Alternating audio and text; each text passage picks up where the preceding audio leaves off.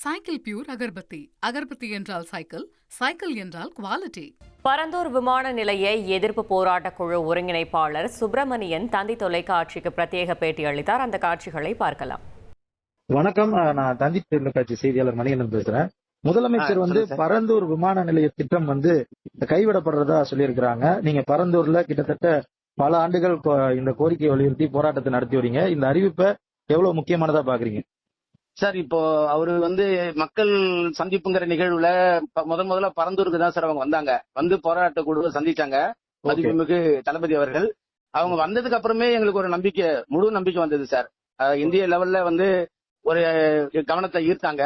எங்களுக்கு மிக மிக ரொம்ப அதீத நம்பிக்கை ஏற்படுத்திட்டு போனாங்க.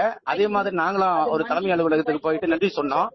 அதனால இப்ப என்ன பண்ணனா, அவர் அமோக வெற்றி பெற்று தமிழகத்தினுடைய முதலமைச்சரா பொறுப்பேற்ற உடனேவே நிச்சயமா இந்த திட்டத்தை கைவிடுவாருங்கிற நம்ம நம்பிக்கையோட இருந்தேன் சார். அந்த நம்பிக்கை எங்களுக்கு என்னைக்கும் வீண் போவாதுங்கிற அடிப்படையில எதிர்பார்த்து காத்து இருந்தோம் இந்த தகவலுக்காக. இந்த தகவலை அவர் 110ல அறிவிச்சிருக்குது.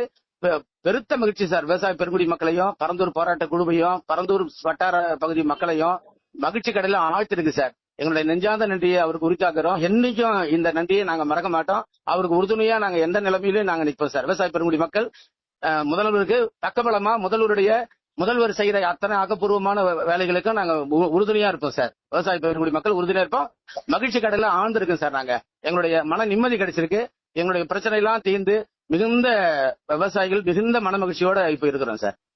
அரசு அமைக்கிறதுக்கு முன்னாடி கட்சி ரீதியில அவர் கொடுக்கும்போது உங்களுக்கு ஒரு நம்பிக்கை இருந்ததா? ஒருவேளை இந்த தேர்தல் அவங்க வெற்றி பெறுவாங்களா? நிச்சயமா வெற்றி பெறுவாரு, நிச்சயமா வருவார். நாங்க பரந்தூர் போராட்ட களத்துக்கு வரும்போதே 2026 முதல்வராக பொறுப்பேற்க உள்ள, தமிழகத்தின் முதல்வராக பொறுப்பேற்க உள்ள தளபதி அவர்களுக்கு இந்த பச்சை தொண்டை பொன்னாடையாக அறிவிக்கிறோம்னு பரந்தூர் போராட்ட குழு தான் சார் நாங்க அந்த பொன்னாடை போர்த்தோம்.